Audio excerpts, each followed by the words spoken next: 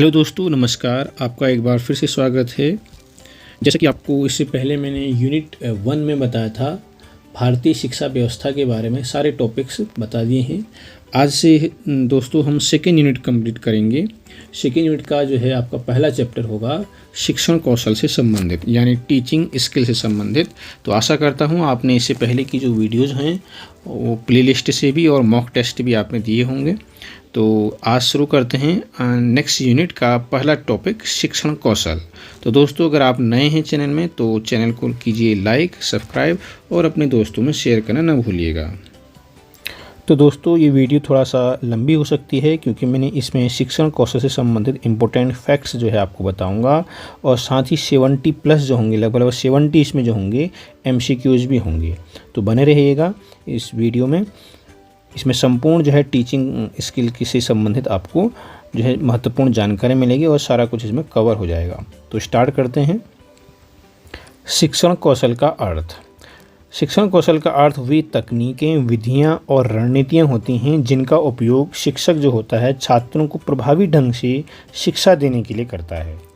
और इनका उद्देश्य जो होता है, इनका उद्देश्य, शिक्षण कौशल का उद्देश्य छात्रों को न केवल जानकारी प्रदान करना होता है बल्कि उनकी सोचने की क्षमता को, समझ को और कौशल को भी बढ़ावा देना होता है। शिक्षण कौशल एक शिक्षक की क्षमता होती है, ऐसी क्षमता होती है जिससे कि वह कक्षा में छात्रों के साथ संवाद करता है, पाठ्यक्रम को प्रस्तुत करता है और छात्रों को सीखने में मदद भी करता है। तो दोस्तों याद रखिएगा, शिक्षण विधियाँ क्या होती, शिक्षण स्किल्स क्या होती हैं, कौशल क्या होते हैं। शिक्षण कौशल तो ये तकनीकें होती हैं या विधियाँ होती हैं या रणनीतियाँ होती हैं जिसका उपयोग जो है एक शिक्षक करता है। किस लिए करता है? जिससे कि वो अपने शिक्षण को क्या कर सके, प्रभावी कर सके। प्रभावी के साथ साथ क्या करता है, उसका उद्देश्य क्या होता है शिक्षण का, कि वो छात्रों को केवल जानकारी ही नहीं देता है बल्कि उनको उनमें जो है सोचने समझने की क्षमता भी विकसित करता है। शिक्षण कौशल में जो है शिक्षक जो होता है कक्षा में छात्रों के साथ संवाद भी करता है, साथ में पाठ्यक्रम को प्रस्तुत भी करता है और छात्रों के सीखने में मदद भी करता है। दोस्तों आगे बढ़ते हैं। शिक्षण कौशल से संबंधित कुछ प्रकारों के बारे में हम पढ़ते हैं। तो देखिएगा, सबसे पहले आता है इसमें संचार कौशल। संचार कौशल यानी कम्युनिकेशन स्किल। एक शिक्षक को जो है कम्युनिकेशन स्किल्स आनी चाहिए अपने प्रभावी शिक्षण के लिए, जिससे कि उसका शिक्षण क्या हो सके, प्रभावी हो सके, अपने विचारों को प्रभावी ढंग से छात्रों को के सामने प्रस्तुत कर सके, जानकारी दे सके, निर्देशों को जो है अपने छात्रों तक जो है पहुंचा सके। तो शिक्षण कौशल के, संचार कौशल के अंतर्गत छात्र से संवाद जो है करने की जो क्षमता होती है वो विकसित की जाती है। संचार कौशल के अंतर्गत उनकी बातें भी सुनी जाती हैं और साथ में प्रतिक्रिया भी दी जाती है। तो ये संचार कौशल के अंतर्गत ये चीज़ें आती हैं। दूसरा आपका स्किल है कक्षा प्रबंधन कौशल, यानी classroom management skill. Classroom management skill के तहत क्या होता है, कक्षा में अनुशासन कैसे बनाए रखते हैं ये जो है आपको सिखाया जाता है टीचर्स को। छात्रों का ध्यान आकर्षित कैसे किया जाता है, उन्हें सही मार्गदर्शन, दिशा निर्देश कैसे दिया जा सकता है, ये चीज़ इसमें सिखाई जाती है क्लासरूम मैनेजमेंट स्किल के तहत। साथ ही समय का सही उपयोग कैसे करें, व्यवस्थित तरीके से हम कक्षा का संचालन कैसे करें, आदि जो हैं स्किल्स जो हैं इससे विकसित होती हैं एक अध्यापक की। नेक्स्ट है दोस्तों प्रेरणादायक कौशल, यानी कि मोटिवेशनल स्किल। इसमें क्या होता है, छात्रों को प्रेरित किया जाता है, उन्हें सीखने के लिए उत्साहित किया जाता है, प्रोत्साहित किया जाता है, जिससे कि उनमें रुचि बनाई जा सके। साथ में सकारात्मक दृष्टिकोण भी विकसित किया जाता है इसमें, और जिससे सकारात्मक दृष्टिकोण को विकसित किया जाता है जिससे कि वो सक्रिय रूप से क्या लें, भाग लें। चौथा आपका मूल्यांकन कौशल। मूल्यांकन कौशल में क्या होता है, प्रगति, छात्रों की जो प्रगति है उसका मूल्यांकन किया जाता है, उनकी समझ का भी जो है परीक्षण किया जाता है। साथ ही साथ सही प्रतिक्रिया देना और छात्रों के प्रदर्शन के आधार पर सुधार की सलाह भी देना जो है इसके अंतर्गत आता है। नेक्स्ट है समस्या समाधान कौशल। इसमें क्या होता है, छात्रों को चुनौतियों का सामना करने और समस्याओं का समाधान करने के लिए प्रेरित किया जाता है एक शिक्षक के द्वारा, जिससे कि वह चुनौतियों का सामना अच्छे से कर सकें, समस्याओं का समाधान कर सकें। साथ ही साथ छात्रों में जो है सृजनात्मक और आलोचनात्मक जो है सोच का भी विकास इसमें किया जाता है। नेक्स्ट आपका कौशल है प्रस्तुतिकरण कौशल, यानी कि प्रेजेंटेशन स्किल कैसी होनी चाहिए एक शिक्षक की। तो प्रेजेंटेशन स्किल में ज्ञान को स्पष्ट, सरल और आकर्षक तरीके से प्रस्तुत करना होता है। साथ ही अगर शिक्षक जो है अपनी टीचिंग स्किल को और इम्प्रूव करना चाहता है तो इसमें क्या कर सकता है, वो विभिन्न शिक्षण उपकरणों का उपयोग भी कर सकता है, जैसे कि चार्ट का, ग्राफ का, ऑडियो वीडियो आदि उपकरणों का उपयोग भी कर सकता है। नेक्स्ट कौशल है इसमें सकारात्मक प्रतिक्रिया कौशल, यानी कि पॉजिटिव फीडबैक स्किल। अगर हम पॉजिटिव फीडबैक स्किल देंगे, छात्रों को सकारात्मक तरीके से प्रतिक्रिया देंगे, तो इससे क्या होगा, उसमें आत्मविश्वास में बढ़ोतरी होगी छात्रों के। अगर उनकी प्रगति जितनी भी हुई है, अगर उनकी हम सराहना करें तो उन्हें आगे बढ़ने के लिए भी प्रेरित, वो खुद ही मोटिवेट हो जाते हैं। अगर उनकी हम सराहना करेंगे तो वो खुद आगे बढ़ने के लिए प्रेरित होते हैं। नेक्स्ट आता है समय प्रबंधन कौशल, यानी कि टाइम मैनेजमेंट स्किल।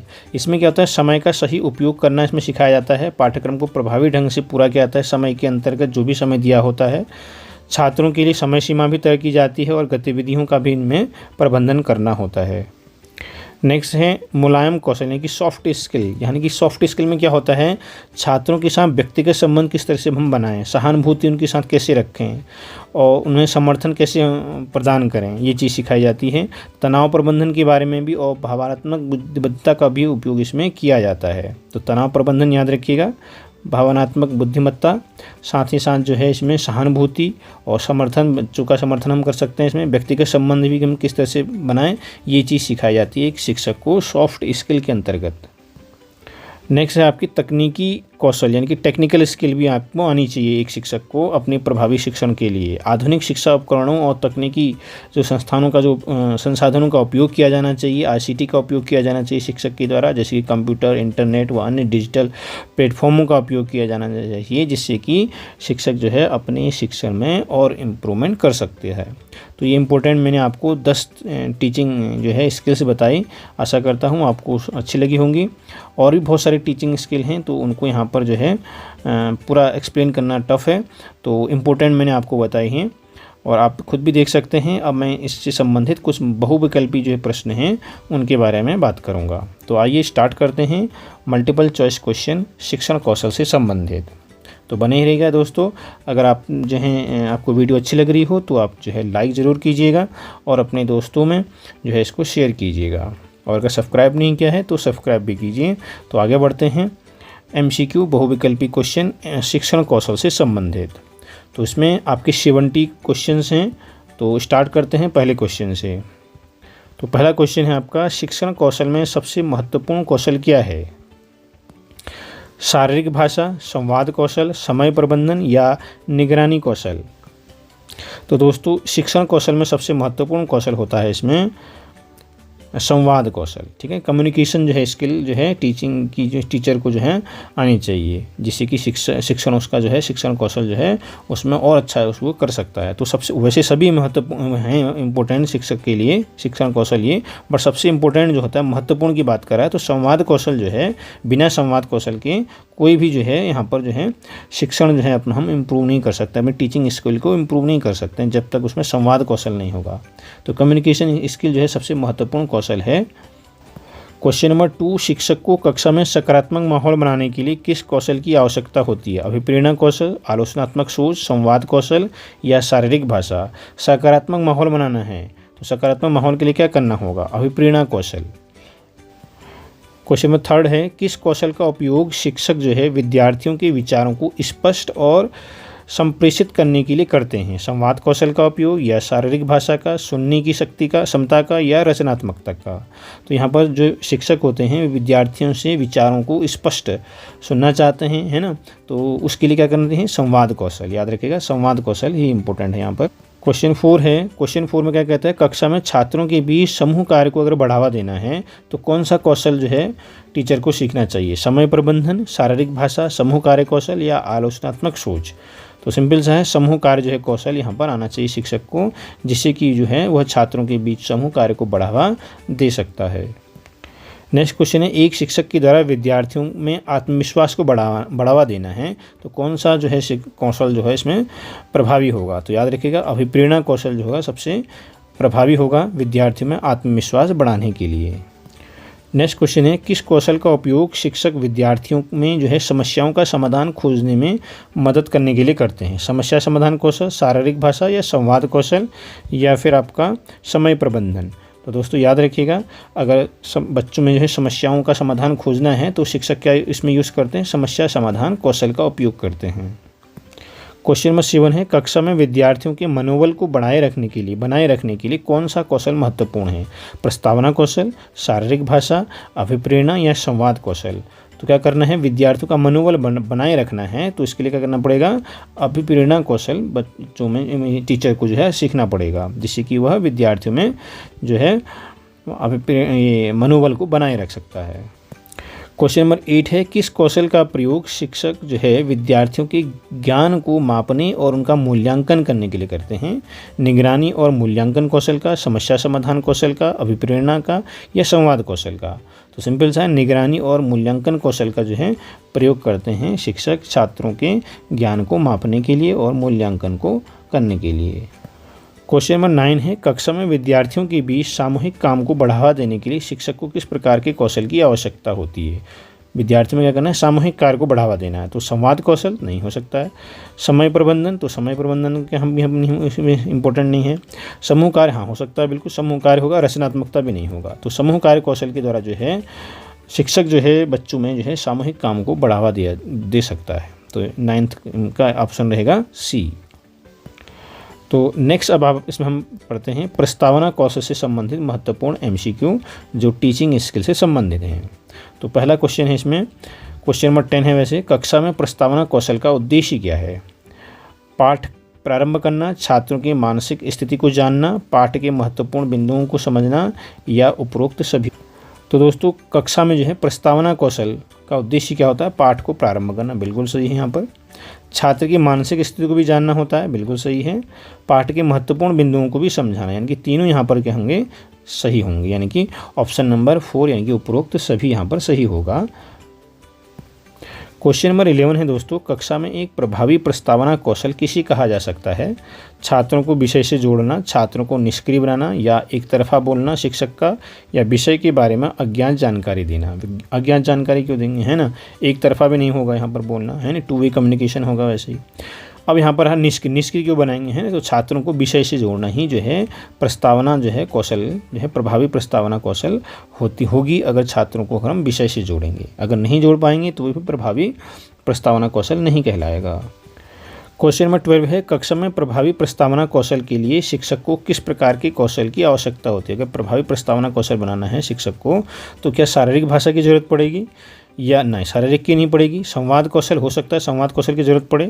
समय प्रबंधन की भी जरूरत नहीं पड़ेगी, रचनात्मक सोच की भी जरूरत नहीं। सबसे पहले इंपॉर्टेंट रहेगा आपका संवाद कौशल, ठीक है। तो संवाद कौशल सही रहेगा तो आपका प्रस्तावना कौशल भी प्रभावी रहेगा। यहाँ पर आता है आपका क्वेश्चन नंबर है 13, प्रस्तावना कौशल का मुख्य उद्देश्य क्या है? पाठ की शुरुआत को आकर्षक बनाना, कक्षा में शांति बनाए रखना या छात्रों के ज्ञान को मापना या सभी?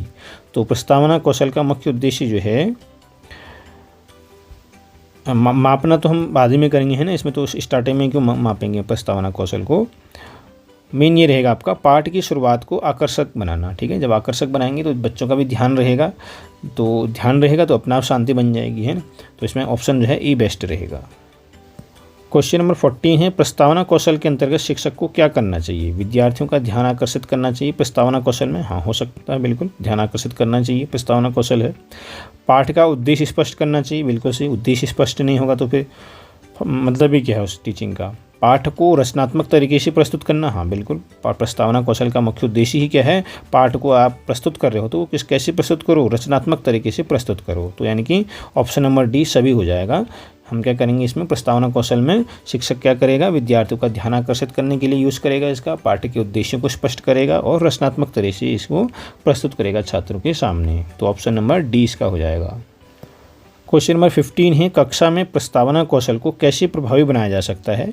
विषय से जुड़ी वास्तविक जीवन की स्थितियों का उदाहरण देकर के, छात्रों को केवल सुनने के लिए कहना या शिक्षक को कक्षा के बाहर बुलाना या फिर केवल लिखित निर्देश देना? तो यहाँ पर सबसे बेस्ट आंसर रहेगा जुड़ी हुई वास्तविक जीवन से जुड़ी हुई जो है स्थितियों का उदाहरण देना चाहिए प्रस्तावना कौशल में। तो दोस्तों ये थी प्रस्तावना कौशल से संबंधित महत्वपूर्ण MCQs। अब हम दूसरे सेक्शन में आते हैं इसमें है कक्षा कक्ष प्रबंधन, है नहीं, हाँ, कक्षा कक्ष प्रबंधन कौशल से संबंधित एमसीक्यूज हैं। तो पहला एमसीक्यूज है और वैसे है क्वेश्चन नंबर आपका 16। कक्षा में अच्छे परिणाम प्राप्त करने के लिए शिक्षक को किस कौशल का उपयोग करना चाहिए? अच्छे परिणाम प्राप्त करने हैं शारीरिक भाषा का, संवाद कौशल का, समय प्रबंधन कौशल का या समूह कार्य कौशल। तो दोस्तों कक्षा में क्या करना है? अच्छे परिणाम प्राप्त करने हैं तो शिक्षक को क्या चाहिए? आपको शारीरिक भाषा से भी काम नहीं चलेगा यहाँ पर, और संवाद कौशल से भी नहीं, समय प्रबंधन, समय टाइम मैनेजमेंट सही रहेगा तो अच्छे परिणाम प्राप्त होने की 100% जो है उम्मीद की जा सकती है। तो इसका ऑप्शन रहेगा समय प्रबंधन कौशल। क्वेश्चन नंबर 17 है कक्षा में अनुशासन बनाए रखने के लिए कौन सा कौशल सबसे महत्वपूर्ण होता है? कक्षा में अनुशासन बनाए रखना है, समय प्रबंधन बिल्कुल नहीं, शारीरिक भाषा ये भी नहीं, निगरानी कौशल हो सकता है, प्रतिक्रिया का भी, निगरानी कौशल ही यहाँ पर इसका आंसर रहेगा दोस्तों। क्वेश्चन नंबर 18 है कक्षा में समय प्रबंधन जो है कौशल के अंतर्गत कौन सा कार्य आता है? छात्र के व्यवहार का नियंत्रण करना, विषय का अध्यापन करना, छात्रों को समूह कार्य में बांटना या सभी। तो दोस्तों यहाँ पर क्या करना है? कक्षा में प्रबंधन कौशल है, इसके अंतर्गत जो है क्लासरूम मैनेजमेंट में शिक्षक का व्यवहार हम देखेंगे, उसको नियंत्रित कर सकते हैं ना। विषय का अध्यापन, हाँ, विषय का अध्यापन भी हम करेंगे, छात्रों के को जो है समूह कार्य में बांटना, इनके तीनों जो है ये आपकी कक्षा में प्रबंधन कौशल जो है इसके अंतर्गत आते हैं।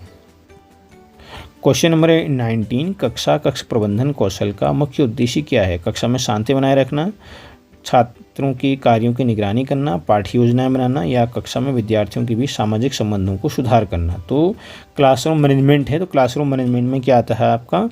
कक्षा में शांति बनाए रखना।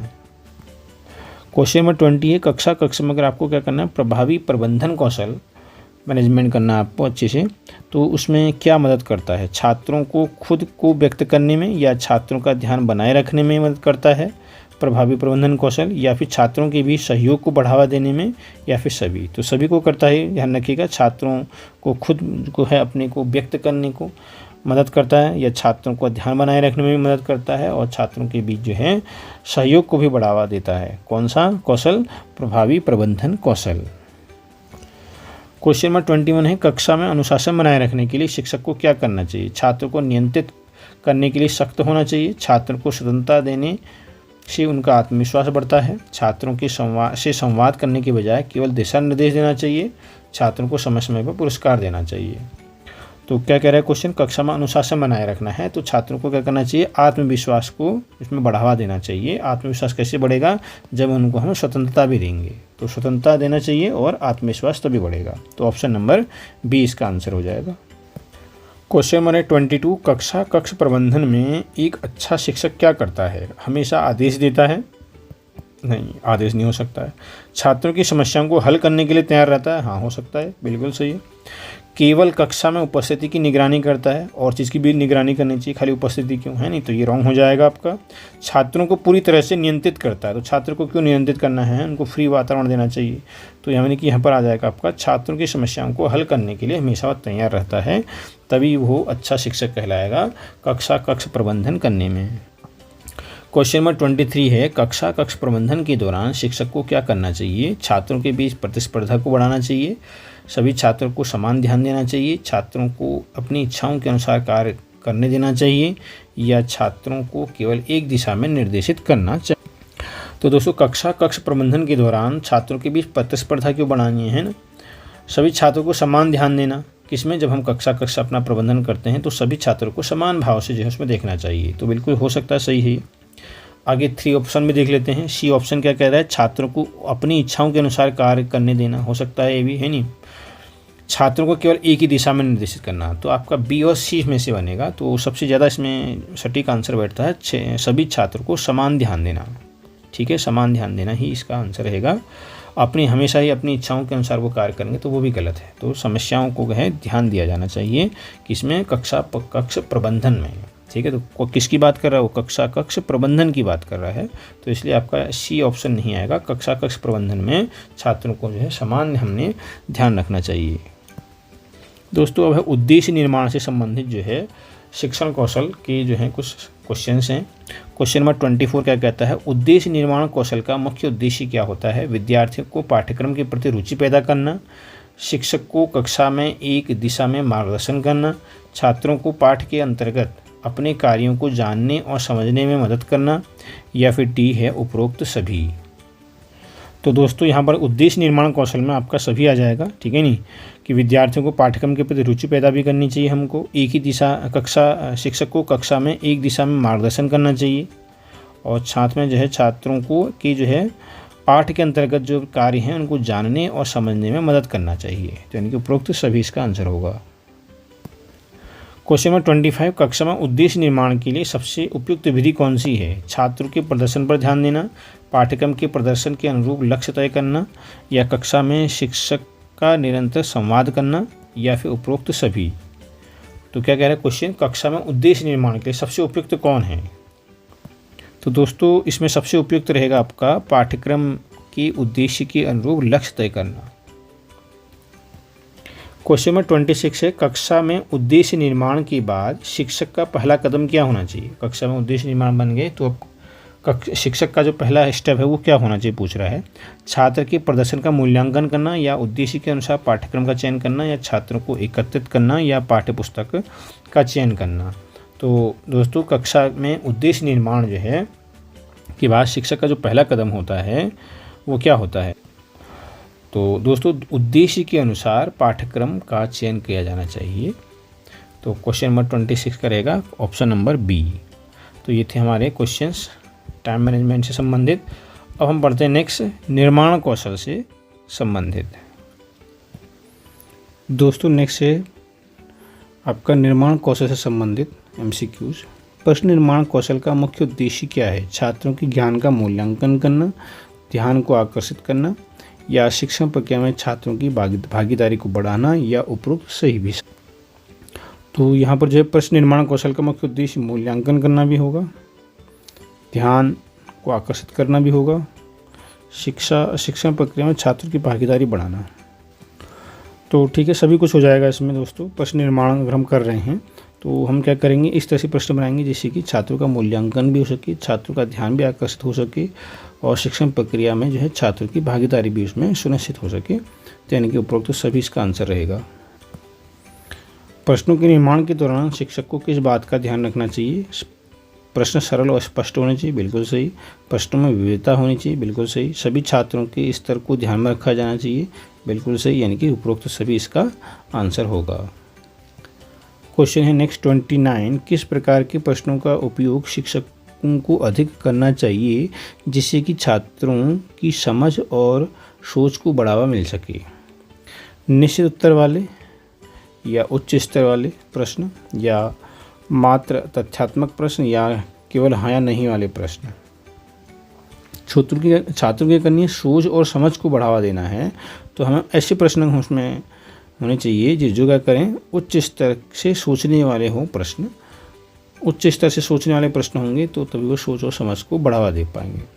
तो हमको किस प्रकार के टीचर को किस प्रकार के प्रश्न होना चाहिए? उच्च स्तर वाले प्रश्न होने चाहिए। क्वेश्चन नंबर 30 है, संज्ञानात्मक स्तर पर विद्यार्थियों के सोचने की क्षमता को अधिक बढ़ाना है। अगर छात्रों में क्या करना है, सोचने की क्षमता को बढ़ाना है संज्ञानात्मक स्तर पर, तो कौन से उपयुक्त होते हैं प्रश्न? रचनात्मक प्रश्न, या विश्लेषणात्मक प्रश्न, या सरल तथ्यात्मक प्रश्न, या उपरोक्त सभी? तो छात्रों में क्या करना है, आपको सोचने की क्षमता बढ़ाना है, तो आपको क्या करेंगे, विश्लेषणात्मक जो है प्रश्न हम करेंगे। क्वेश्चन में 31 है, वर्णनात्मक प्रश्नों का उद्देश्य क्या होता है? तथ्य पूछना, या किसी घटना या विचार का विस्तृत विवरण प्राप्त करना, या किसी चीज़ की परिभाषा देना, या किसी सवाल का समाधान करना। तो दोस्तों वर्णनात्मक प्रश्नों का उद्देश्य जो होता है वो किसी घटना या विचार का विस्तृत विवरण प्राप्त करना रहता है।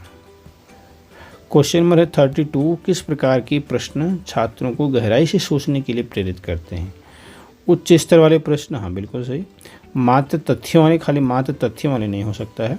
हाँ या नहीं वाले प्रश्न, ये नहीं होगा, उच्च स्तर वाले ही होंगे, ठीक है। तो सामान्य रूप से पूछे जाने वाले नहीं होगा, तो उच्च स्तर के अगर हम प्रश्न देंगे छात्रों को तो वो गहराई से सोचने के लिए प्रेरित होते हैं। क्वेश्चन में 33 है, प्रश्न निर्माण कौशल में सबसे महत्वपूर्ण बात क्या है? प्रश्न सरल और स्पष्ट होने चाहिए, बिल्कुल सही।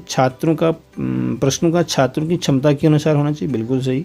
छात्र को चुनौतीपूर्ण सवालों का भी सामना कराना चाहिए, बिल्कुल सही। तो सभी इसका उत्तर आंसर हो जाएगा कि हमें जो है प्रश्न निर्माण कौशल में सरल और स्पष्ट होने चाहिए प्रश्न निर्माण कौशल, छात्रों की क्षमता के अनुरूप भी होने चाहिए, और ऐसे हमको प्रश्न देने चाहिए, प्रश्न निर्माण हमको इस तरह से करना चाहिए जिससे कि छात्रों को चुनौतीपूर्ण सवालों को भी हल करने का सामना उनको करना पड़े।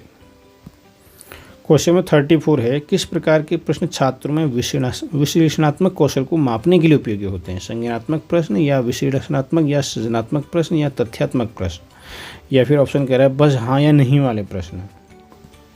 तो बच्चों के लिए जो है यहाँ पर छात्रों के लिए विश्लेषणात्मक जो कौशल हैं उसको मापना है अगर है तो उसके लिए आपको विश्लेषणात्मक और सृजनात्मक प्रश्न जो होते हैं उपयोगी होते हैं। तो विश्लेषणात्मक और सृजनात्मक जो है प्रश्न ही बहुत महत्वपूर्ण होते हैं अगर छात्रों में क्या करना है, विश्लेषणात्मक कौशल को मापना है तो। क्वेश्चन नंबर 35 है, कक्षा में उत्तम प्रश्नों का निर्माण किससे मदद करता है? छात्रों के ध्यान में, छात्रों के आत्मविश्वास में, या शिक्षण प्रक्रिया में सुधार में गुणवत्ता प्रदान करता है, या सभी? तो जो उत्तम प्रश्न अगर हम बनाएंगे छात्रों के ध्यान में भी सुधार होगा, आत्मविश्वास में वृद्धि होगी, और शिक्षण प्रक्रिया की गुणवत्ता में भी सुधार होगा, यानी कि ऑप्शन नंबर डी। क्वेश्चन 36 है, प्रश्न निर्माण कौशल का महत्वपूर्ण पहलू क्या है? छात्रों को केवल जानकारी देना, या सोचने समझने के लिए प्रेरित करना, या केवल सही उत्तर प्राप्त करना, या छात्रों के उत्तरों की आलोचना करना? तो अगर प्रश्न निर्माण कौशल है तो उसका सबसे महत्वपूर्ण पहलू होता है छात्रों को सोचने के लिए प्रेरित करना। क्वेश्चन नंबर है 37, मूल्यांकन आधारित प्रश्न है तो इनका उद्देश्य क्या होता है? छात्रों की ज्ञान की गहराई को मापना, छात्रों के विचारों को मापना, या छात्रों के द्वारा किए गए कार्यों की गुणवत्ता को मापना, या उपरोक्त सभी? तो दोस्तों मूल्यांकन जो आधारित प्रश्न है उनका मुख्य उद्देश्य जो होता है छात्रों के विचारों को मापना होता है। क्वेश्चन नंबर 38 है, कक्षा में अंतर्निहित प्रश्न का उद्देश्य क्या होता है? पहला कह रहा है छात्रों को उनके विचारों को परखने के लिए चुनौती देना, केवल पढ़ाई से जुड़े तथ्यों को पूछना, छात्रों से बहस करना, और या फिर छात्रों को दिशा निर्देश देना। तो अंतर्निहित प्रश्न जो होते हैं इसका जो उद्देश्य होता है दोस्तों छात्रों को उनके विचारों को परखने के लिए चुनौती देना होता है, न कि खाली पढ़ाई से इस तथ्य पूछना, या फिर बहस कराना, या फिर केवल दिशा निर्देश देना। तो यहाँ पर क्या होगा, अंतर्निहित प्रश्न का उद्देश्य छात्रों को अगर हम उनके विचारों को परखने के लिए चुनौती देंगे तो यही उद्देश्य जो होता है आपका अंतर्निहित प्रश्नों का होता है। दोस्तों नेक्स्ट है उदाहरण कौशल से संबंधित कुछ MCQs। उदाहरण कौशल का उद्देश्य क्या होता है? छात्रों को सामान्य ज्ञान देना, छात्रों को किसी विशेष विषय को स्पष्ट करने के लिए उदाहरण देना, या छात्रों को विभिन्न विचारों के बारे में जानकारी देना। तो दोस्तों उदाहरण कौशल का जो उद्देश्य होता है छात्रों को किसी विशेष विषय को स्पष्ट करने के लिए उदाहरण देना होता है। क्वेश्चन नंबर 40 है, उदाहरण प्रस्तुत करते समय शिक्षक को किस बात का ध्यान रखना चाहिए? उदाहरण स्पष्ट और सटीक होने चाहिए, उदाहरण जटिल और कठिन होने चाहिए, उदाहरण केवल तात्कालिक संदर्भ में होना चाहिए, या छात्र की समझ में भ्रम उत्पन्न होना चाहिए? तो दोस्तों ये उदाहरण जो होने चाहिए वो कैसे होने चाहिए? स्पष्ट होने चाहिए और सटीक होने चाहिए। तो थोड़ा दोस्तों स्पीड से करेंगे क्वेश्चनों को। 41 है, किस प्रकार के उदाहरण छात्रों को सीखने की प्रक्रिया को प्रभावी बना सकते हैं? तो दोस्तों जो है आपके सरल और समझने योग्य जो उदाहरण होते हैं वो छात्रों को सीखने की प्रक्रिया को प्रभावी बना सकते हैं। क्वेश्चन नंबर 42 है, उदाहरण प्रस्तुत करते समय शिक्षक को किस प्रकार के उदाहरणों का चयन करना चाहिए जो छात्रों के जीवन से संबंधित हो, या केवल पाठ्यक्रम से हो, या अध्यापक के दृष्टिकोण से संबंधित हो? तो दोस्तों यहाँ पर छात्र के जीवन से जो है संबंधित हो ऐसे हम जो है उदाहरण प्रस्तुत करने चाहिए। नेक्स्ट है, उदाहरण कौशल का सबसे महत्वपूर्ण लाभ क्या है? छात्रों को दिमागी रूप से चुनौती देना, छात्रों को एक नयापन व ताजगी देना, या छात्रों को ज्ञान का दृश्यात्मक रूप प्रस्तुत करना, या मनोविज्ञान को समझना? तो यहाँ पर उदाहरण कौशल है, उदाहरण देना है, तो सबसे महत्वपूर्ण लाभ क्या होता है इसका ये पूछ रहा है। तो सबसे महत्वपूर्ण लाभ जो होता है छात्रों को ज्ञान का दृश्यात्मक रूप जो है प्रस्तुत हो जाता है। तो ऑप्शन नंबर सी रहेगा इसका आंसर। क्वेश्चन नंबर 44 है दोस्तों, किस प्रकार का उदाहरण विद्यार्थियों को गहरी सोच और विश्लेषण में मदद करता है? तो यहाँ पर रहेगा इसका विस्तृत और विश्लेषणात्मक अगर हम उदाहरण देंगे तो बच्चों में क्या होगा, गहरी सोच और विश्लेषण करने में मदद मिलती है। क्वेश्चन नंबर 45 है, उदाहरण कौशल का प्रयोग किस स्थिति में सबसे अधिक प्रभावी होता है? जब छात्रों को किसी विचार या सिद्धांत को समझाना हो, या जब शिक्षक को अपना नया विचार प्रस्तुत करना हो, या जब छात्र केवल तथ्यात्मक जानकारी प्राप्त करें, या फिर जब कोई कठिन विषय हो और उसे आसान बनाना हो। तो बिल्कुल उदाहरण कौशल का जो है इसलिए यूज़ करते हैं, जब कोई कठिन विषय हो और उसको हमने आसान शब्दों में जो है बच्चों को बताना है, तो हम क्या करेंगे, उदाहरण कौशल का यूज़ करते हैं। तो ऑप्शन नंबर डी सही रहेगा। जब कोई कठिन विषय हो और उसे आसान बनाना हो तो उदाहरण कौशल का प्रयोग किया जाता है। दोस्तों क्वेश्चन नंबर 46 है, उदाहरण को प्रस्तुत करते समय शिक्षक जो है को किस बात का ध्यान रखना चाहिए। तो दोस्तों छात्रों के मानसिक स्तर के अनुरूप जो है होना चाहिए ऐसे उदाहरण, इस चीज़ का हमको ध्यान रखना चाहिए, खासकर एक शिक्षक को ध्यान रखना चाहिए। क्वेश्चन नंबर 47 है, कक्षा में उदाहरण प्रस्तुत करते समय शिक्षक को क्या करना चाहिए। उदाहरण को छात्रों के जीवन से जोड़ना चाहिए या पाठ्यपुस्तक से जोड़ना चाहिए, उदाहरण केवल संवादात्मक होना चाहिए। तो दोस्तों ए ऑप्शन रहेगा। उदाहरण को क्या करना चाहिए, प्रस्तुत तो करना चाहिए, बट कैसे प्रस्तुत करना चाहिए, ऐसे उदाहरण प्रस्तुत करने चाहिए जो जीवन से जुड़े हुए हों, ठीक है नहीं। तो छात्रों को जो है उदाहरण हमने प्रस्तुत करने चाहिए जो छात्रों के जीवन से उनको जुड़े हुए हों, इस तरह के उदाहरण हमको प्रस्तुत करने चाहिए। ये था क्वेश्चन नंबर 47। 48 क्या कह रहा है क्वेश्चन, उदाहरण प्रस्तुत करने में किस प्रकार के उदाहरण जो है विद्यार्थियों की समझ में वृद्धि करते हैं। साहित्यिक उदाहरण, वास्तविक जीवन के उदाहरण, या केवल गणितीय उदाहरण। तो अभी हमने इससे पहले पढ़ा था, तो वास्तविक जीवन के उदाहरण अगर हम देंगे तो वो जल्दी जो है उनकी समझ में जो है वृद्धि होती है। उदाहरण प्रस्तुत करना कौशल जो होता है वो किस शिक्षण विधि में सबसे अधिक प्रभावी होता है, संवाद में, या परियोजना आधारित विधि में, या फिर प्रदर्शन विधि में, या फिर समस्या समाधान विधि में। तो अगर उदाहरण प्रस्तुत करना है तो प्रदर्शन विधि में जो है सबसे अधिक प्रभावी होता है ये, और में भी होता है, बस सबसे अधिक प्रभावी किस में होता है, प्रदर्शन विधि। डेमोन्स्ट्रेशन अगर हम विधि हम करते हैं तो उसमें जो होता है डेमोन्स्ट्रेशन करेंगे, उदाहरण प्रस्तुत करेंगे, है ना, तो ये सबसे ज़्यादा है उपयोगी उसमें और प्रभावी भी रहता है। आज का नेक्स्ट क्वेश्चन है 50, उदाहरण को छात्रों के समक्ष प्रस्तुत करने से किस प्रकार का लाभ होता है। छात्रों के समग्र विकास में मदद मिलती है, बिल्कुल सही। छात्रों के लिए अध्ययन सामग्री को सरल बनाया जा सकता है, बिल्कुल सही। छात्रों की ध्यान केंद्रित करने की क्षमता में भी वृद्धि होती है। तो इस हिसाब से उपरोक्त सभी इसका आंसर होगा। क्वेश्चन नंबर 51, उदाहरण कौशल के अंतर्गत शिक्षक को कौन सा कार्य करना चाहिए। उदाहरणों के माध्यम से विषय को सरल बनाना चाहिए, या केवल सामान्य उदाहरणों का प्रयोग करना चाहिए, छात्रों के विचारों को चुनौती देनी चाहिए। तो उदाहरण कौशल के अंतर्गत उदाहरण के माध्यम से जो है विषय को सरल बनाना चाहिए। तो दोस्तों नेक्स्ट हम टॉपिक में बढ़ते हैं, पुनरावृत्ति कौशल से संबंधित MCQs करते हैं।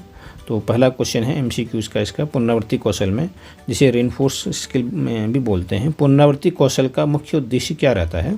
छात्र को सकारात्मक व्यवहार के लिए प्रेरित करना, छात्र को निष्क्रिय करना, या छात्रों के ज्ञान को सीमित करना। तो दोस्तों पुनरावृत्ति को जो कौशल होता है, आपको रिवीजन करना है, पुनरावृत्ति करवानी है, तो छात्रों के सकारात्मक व्यवहार को प्रेरित करना ही इसका मुख्य उद्देश्य रहता है। क्वेश्चन नंबर है आपका 53, पुनरावृत्ति कौशल का उद्देश्य क्या होता है। जानकारी को मजबूत करना और लंबे समय तक याद रखना, छात्रों को प्रश्नों से डराना, या छात्रों को केवल सुनने के लिए प्रेरित करना, या छात्रों की प्रतिक्रियाओं को नियंत्रित करना। पुनरावृत्ति यानी कि रिवीजन करा रहे हैं ना, तो जानकारी को क्या करेंगे, उनकी मजबूत करेंगे जिससे कि वो लंबे समय तक याद रख सकें। नेक्स्ट क्वेश्चन है, किस प्रकार की पुनरावृत्ति विद्यार्थियों की समझ को बेहतर बनाने के लिए प्रभावी होती है। प्रत्यक्ष और सकारात्मक पुनरावृत्ति, केवल नकारात्मक, या तथ्यात्मक, या शारीरिक। तो याद रखिएगा जो प्रत्यक्ष और सकारात्मक पुनरावृत्ति होती है वही विद्यार्थियों में जो है समझ को बेहतर बनाती है। क्वेश्चन नंबर 55 है, कक्षा में पुनरावृत्ति कौशल का सबसे अच्छा उदाहरण क्या है। छात्रों को पिछले दिनों के पाठों को दोहराने के लिए प्रेरित करना, या छात्रों को एक ही जानकारी बार बार सुनाना, या नए विषय से परिचित कराना। तो दोस्तों छात्रों को जो है पुनरावृत्ति कौशल का सबसे अच्छा उदाहरण होता है कि छात्रों को हम क्या करें, पिछले पाठों को दोहराने के लिए प्रेरित करें। अगर हम नया पाठ पढ़ाते हैं तो उससे पहले पिछले पाठ को दोहराएं। क्वेश्चन नंबर 56 है, कक्षा में जब शिक्षक छात्रों के अच्छे प्रदर्शन को प्रोत्साहित करते हैं तो ये कौन सी पुनरावृत्ति कहलाती है। तो दोस्तों याद रखिएगा ये सकारात्मक पुनरावृत्ति कहलाती है। क्वेश्चन आपका 57 है, पुनरावृत्ति के दौरान शिक्षक को किस बात का ध्यान रखना चाहिए। पुनरावृत्ति को छात्रों के हित में होना चाहिए, या केवल बोरिंग तरीके से पुनरावृत्ति करनी चाहिए, या पुनरावृत्ति को बिल्कुल न बदलना चाहिए, या छात्र को केवल एक ही दृष्टिकोण से जानकारी देनी चाहिए। तो पुनरावृत्ति के दौरान जो है शिक्षक को क्या करना चाहिए, छात्रों के हित में होना चाहिए, वो वैसी पुनरावृत्ति होनी चाहिए जो छात्रों के हित में हो। क्वेश्चन नंबर 58 है, किस स्थिति में पुनरावृत्ति कौशल से शिक्षक को सबसे अधिक लाभ होता है? जब छात्रों की समझ में सुधार करना हो, या जब शिक्षक को केवल छात्रों के व्यवहार पर ध्यान केंद्रित करना हो, या जब शिक्षक को छात्रों की आलोचना करनी हो? तो दोस्तों यहाँ पर याद रखिएगा, जब छात्रों की समझ में सुधार हो तो यह सबसे अधिक लाभदायक होता है शिक्षक के लिए, पुनरावृत्ति कौशल। नेक्स्ट क्वेश्चन कह रहा है, पुनरावृत्ति कौशल के अंतर्गत शिक्षक को किस प्रकार की जानकारी बार बार प्रदान करनी चाहिए? नई और चुनौतीपूर्ण जानकारी, सरल और सुलभ जानकारी, या असंगत और निरर्थक जानकारी? तो दोस्तों पुनरावृत्ति कौशल के अंतर्गत जो है सरल और सुलभ जानकारी प्रदान करनी चाहिए। दोस्तों क्वेश्चन नंबर 60 जो है उद्दीपन कौशल से संबंधित क्वेश्चन हैं। अब उद्दीपन परिवर्तन कौशल का उद्देश्य क्या रहता है दोस्तों? पहला है कक्षा में छात्रों का ध्यान बनाए रखना, या दूसरा है छात्रों को केवल शारीरिक गतिविधि में शामिल करना, या छात्रों को एक ही प्रकार की जानकारी प्रदान करना? तो दोस्तों उद्दीपन कौशल का मुख्य उद्देश्य होता है कक्षा में छात्रों को ध्यान बनाए रखना। क्वेश्चन नंबर 61 है, कक्षा में छात्रों का ध्यान बनाए रखने के लिए शिक्षक को किस प्रकार के उद्दीपन परिवर्तन कौशल का उपयोग करना चाहिए? मात्र संवाद के माध्यम से होना चाहिए, या फिर आवाज़, गति, शारीरिक भाषा और दृष्टिकोण में बदलाव लाना चाहिए, या फिर केवल प्रश्न पूछना होना चाहिए? तो मैं सारे ऑप्शन नहीं दिखा रहा हूँ क्योंकि वीडियो लंबी हो रही है दोस्तों। तो 61 का आंसर हो जाएगा आपका आवाज़, गति, शारीरिक भाषा और दृष्टिकोण में जो है बदलाव होना चाहिए, जिससे कि वह अपने उद्दीपन परिवर्तन में जो है प्रयोग कर सकता है। तो उद्दीपन परिवर्तन में आवाज़ हो गया, गति हो गया, शारीरिक भाषा हो गया और दृष्टिकोण में अगर वो बदलाव करेगा तो इस प्रकार के जो आपके स्किल्स होते हैं वो किसके अंतर्गत आते हैं? उद्दीपन परिवर्तन कौशल के अंतर्गत आते हैं, या फिर स्किल के तहत आते हैं, जिसके द्वारा हम छात्रों को ध्यान बनाए रख सकते हैं। नेक्स्ट क्वेश्चन क्या कहता है, कक्षा में उद्दीपन परिवर्तन कौशल का प्रभावी उपयोग किसके लिए किया जाता है? छात्रों की समझ को बढ़ाने के लिए, कक्षा में अनुशासन बनाए रखने के लिए, या छात्रों के ध्यान को बनाए रखने के लिए, या केवल छात्रों की उपस्थिति चेक करने के लिए?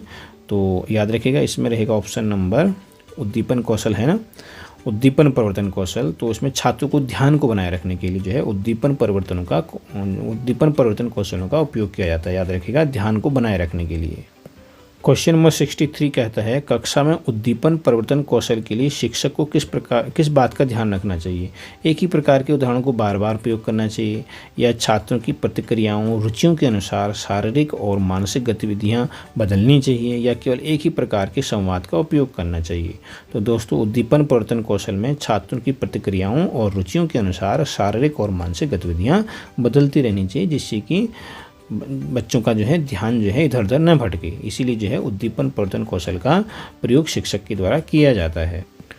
क्वेश्चन नंबर 64 है, उद्दीपन परिवर्तन कौशल का सबसे प्रभावी उदाहरण क्या हो सकता है? पहला है शिक्षक द्वारा कक्षा में लगातार एक ही दृष्टिकोण से पढ़ाई करना।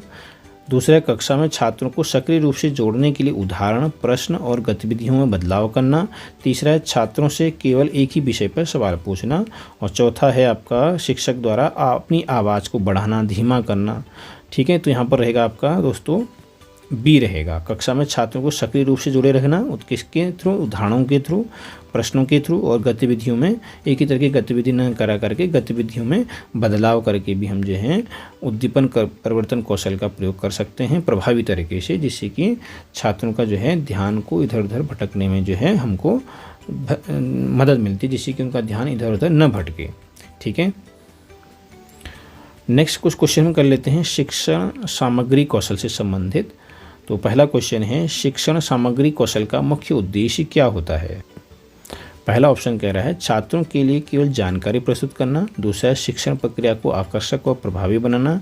छात्रों के लिए पाठ्यपुस्तक से बाहर की सामग्री उपलब्ध कराना, या एक ही प्रकार की सामग्री देना। तो एक ही प्रकार की हम क्यों दें, है ना, खाली जानकारी ही हम प्रस्तुत नहीं करेंगे। शिक्षण प्रक्रिया को आकर्षक और प्रभावी बनाना ही शिक्षण सामग्री कौशल का मुख्य उद्देश्य रहता है। जो शिक्षण सामग्री कौशल होते हैं, जो भी हम अब हम टीचिंग हम करते हैं तो उसमें बहुत सारे हम क्या करते हैं, टूल्स का यूज़ करते हैं, तो उन्हीं को हम क्या करते हैं सामग्री बोलते हैं। जो शिक्षण सहायक सामग्री होती है वो आप किस तरह से उसका उपयोग करते हो। तो अगर हम उनका उपयोग करते हैं तो उनका मुख्य उद्देश्य क्या है ये पूछ रहा है। तो उनका मुख्य उद्देश्य ये है कि हम अपने शिक्षण को क्या कर सकें, प्रभावी और आकर्षक बना सकें। नेक्स्ट क्वेश्चन कह रहा है, कक्षा में शिक्षण सामग्री का चयन करते समय शिक्षक को किस बात का ध्यान रखना चाहिए? सामग्री का पाठ्यक्रम से मेल होना चाहिए, सामग्री का छात्रों की समझ और रुचि के अनुसार होनी चाहिए ऐसी सामग्री, सामग्री का शिक्षा के उद्देश्य के अनुरूप होना चाहिए, या सभी? तो सभी होगा। सामग्री कैसी होनी चाहिए? पाठ्यक्रम से मेल खाने भी होनी चाहिए, रुचि के अनुसार होनी चाहिए, समझ के अनुसार होनी चाहिए और शिक्षा के उद्देश्यों के अनुरूप होनी चाहिए। इस तरह की हमको सहायक सामग्री यूज करनी चाहिए।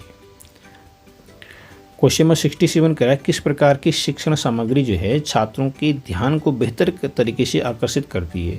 केवल पाठ्यपुस्तक से ली गई सामग्री, या केवल डिजिटल सामग्री, या फिर विविध प्रकार की सामग्री जैसे चित्र हो गया, ऑडियो, वीडियो, मॉडल वगैरह, या फिर आपका केवल शब्दों पर आधारित सामग्री? तो सिंपल सा है, विविध प्रकार की सामग्री होनी चाहिए, चित्र, वीडियो, ऑडियो, मॉडल वगैरह, जिससे कि हम जो है छात्रों को ध्यान को बेहतर तरीके से हम उनको आकर्षित कर सकते हैं शिक्षण सामग्री कौशल के अंतर्गत। क्वेश्चन नंबर 68 है, शिक्षण सामग्री का उपयोग क्यों किया जाता है? छात्रों को अध्ययन में रुचि और जागरूकता प्रदान करने के लिए, पाठ्यक्रम को सरल और दिलचस्प बनाने के लिए, या फिर छात्रों की समझ की प्रक्रिया को सहायक बनाने के लिए, या सभी? तो सभी हो गए। यहाँ पर छात्रों में जो है अध्ययन में रुचि पैदा करनी है, जागरूकता पैदा करनी है, शिक्षक जो शिक्षण सामग्री हैं उनका अगर हम उपयोग करते हैं तो। अगर शिक्षक जो है शिक्षण सामग्री का उपयोग करता है तो पाठ्यक्रम सरल और दिलचस्प बनाने में भी उसको मदद मिलती है। छात्रों की समझ की प्रक्रिया को सहायक बनाने में भी ये सहायक होता है ना। तो यानी कि सभी इसका आंसर हो जाएगा। दोस्तों क्वेश्चन नंबर 68 है, शिक्षण सामग्री को कक्षा में कैसे उपयोगी बनाया जा सकता है? इसे केवल सूचना प्रदान करने के रूप में उपयोग करना, या फिर इसे छात्रों के अभ्यास और समस्याओं के समाधान के रूप में उपयोग करना, या फिर केवल पाठ्यक्रम के अंत में समीक्षा के रूप में उपयोग करना, या फिर छात्रों के ध्यान को सिर्फ आकर्षित करने के रूप में इसका उपयोग करना। ठीक है, इसमें पाठ्यक्रम के अंतर्गत समीक्षा से उससे कोई मतलब नहीं है, केवल सूचना ही हम क्यों दें, है ना। आपका बी और आपका डी में से रहा। डी क्या कहता है? छात्रों का ध्यान आकर्षित करना। खाली ध्यान आकर्षित करना ही जो है शिक्षण सामग्री का वे नहीं होता है, ठीक है, उद्देश्य। तो यहाँ पर रहेगा ऑप्शन नंबर बी। शिक्षण सामग्री जो है को कक्षा में कैसे उपयोगी हम बना सकते हैं? हम कैसे उपयोगी बना सकते हैं कि शिक्षण सामग्री का ऐसी हमारे पास शिक्षण सामग्री हो जो छात्रों के अधिक से अधिक अभ्यास करा सके, है ना, क्लासरूम में, और उनकी समस्याओं का समाधान भी हो सके। खाली हम उनको आकर्षित करने के लिए हम यूज़ न करें। तो इसलिए ऑप्शन नंबर इसका बी रहेगा। तो दोस्तों आज का अंतिम क्वेश्चन रहेगा क्वेश्चन नंबर 70, शिक्षण सामग्री के प्रभावी उपयोग के दौरान शिक्षक को क्या ध्यान रखना चाहिए? प्रभावी उपयोग करना है शिक्षण सामग्री का, तो उसको क्या ध्यान रखना चाहिए? सामग्री का चुनाव छात्रों को के ध्यान और समझ के स्तर के हिसाब से करना चाहिए, या फिर केवल एक प्रकार की सामग्री का ही उपयोग करना चाहिए, या सामग्री का उपयोग केवल सिद्धांतों तक ही सीमित होना चाहिए, या सामग्री का उपयोग न करना चाहिए? तो दोस्तों सिंपल सा है, सामग्री का जो चुनाव होना चाहिए वो छात्रों को ध्यान में रख करके उनकी समझ के स्तर के अनुरूप होना चाहिए। तो इस तरह से क्वेश्चन नंबर 70 का आंसर रहेगा ऑप्शन नंबर ए। तो दोस्तों आपको कैसी लगी वीडियो ज़रूर बताइएगा, और अगर पसंद आए तो लाइक ज़रूर कीजिएगा, अपने दोस्तों में शेयर कीजिएगा, अगर सब्सक्राइब नहीं किया है तो सब्सक्राइब भी कीजिएगा।